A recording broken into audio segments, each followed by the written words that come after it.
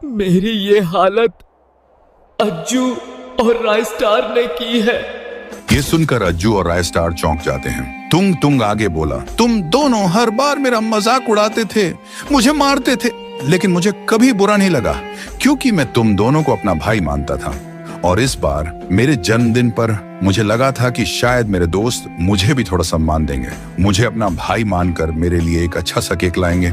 लेकिन तुम दोनों ने मुझसे गोबर का केक कटवाया और पूरे गांव वालों के सामने मेरी इज्जत मिट्टी में मिला दी। उस दिन पूरा गांव मुझ पर हंस रहा था और मैं पूरी तरह अंदर से टूट चुका था। उस रात मैं पूरी रात पीता रहा और पूरी रात रोता रहा और फिर मैंने सोच लिया कि एक बार देख ही लेता हूँ कि मैं सच में तुम दोनों के लिए सिर्फ एक जोकर हूँ या फिर तुम भी मुझे अपना मानते हो। मैं शाम को बीड़ी लेने निकला और रास्ते में 2 लोगों को पैसे दिए और मैंने उनसे कहा कि मुझे बुरी तरह मार पीट कर यहाँ बांध दो।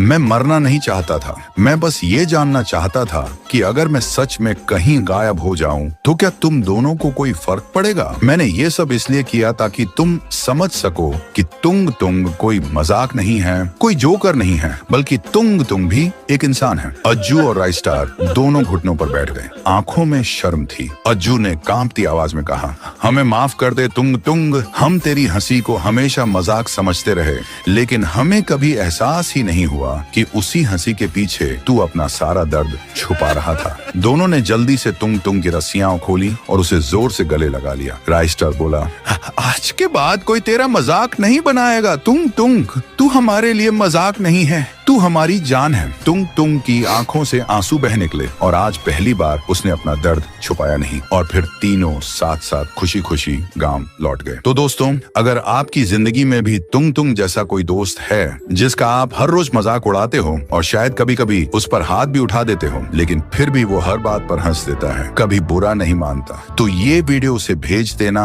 और बस इतना कह देना, भाई तू हमारे लिए मजाक नहीं है, तू हमारी जान है।